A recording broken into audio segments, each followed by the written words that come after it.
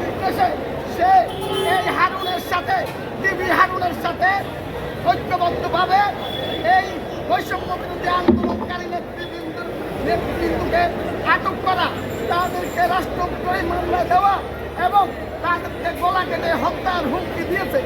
এই সমস্ত বিষয় আমরা আলোচনা করার পর মাননীয় আদালত সন্তুষ্ট হয়ে 5 দিনের রিমান্ড মঞ্জুর করে।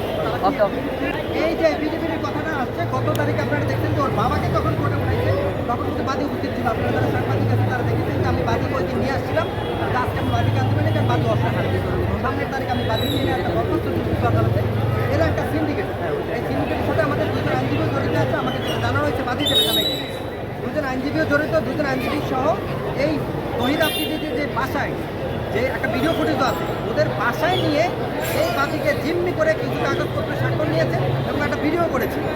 তাকে কিছু টাকা ধরাই দিয়ে একটা ভিডিও করেছে। ভিডিও করে এই ভিডিওতে তাকে এখন ব্ল্যাকমেল করছে যে তোমাকে এই করছি যেগুলো ইউটিউবে ছেড়ে টিভি নিউজে আসবে, তোমার বিরুদ্ধে মামলা হবে। এরা তো অসহায় মানুষ, মূর্খ মানুষ, এরা তো কিছু বোঝে না। এইরকম ঘটনা ঘটে ওই টাকাগুলো হাতে ধরে ভিডিও করে টাকাগুলো রেখে দিয়েছে।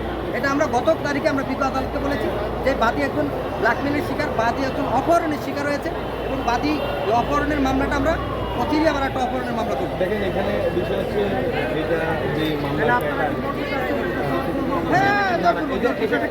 প্যাটার্ন, এটা যে মামলার যে নিয়ম, সেখানে বাদী এজাহারে এতগুলো নাম দিন, এজাহারের নাম দিয়ে আবার হচ্ছে যে কিছু নাম উনি উইথড্র করতে চাচ্ছে, সেটা আইনের না, এটা আইনে তো সুযোগ নাই, এটা আইনেও সুযোগ নাই। আর ওনার যে বিজেপির যে প্রশ্নটা আসছে সেটা হলো জোরপূর্বক তাকে অপহরণ করে নিয়ে কাগজে স্বাক্ষর করেছে। কী কাগজে স্বাক্ষর করেছে উনি জানেও না, কিন্তু ওনারা বিজ্ঞ আদালতে একটা বিজেপি দাখিল করবেন। আমাদের কাছে মনে হলো যে এটাই মনে হয়তো যে স্বাক্ষর নিয়েছে সেই কাগজটা। আমরা এটার এগেইনস্টে আগামী তারিখে পিটিশন দিচ্ছি বিজ্ঞ আদালতে। Thank you.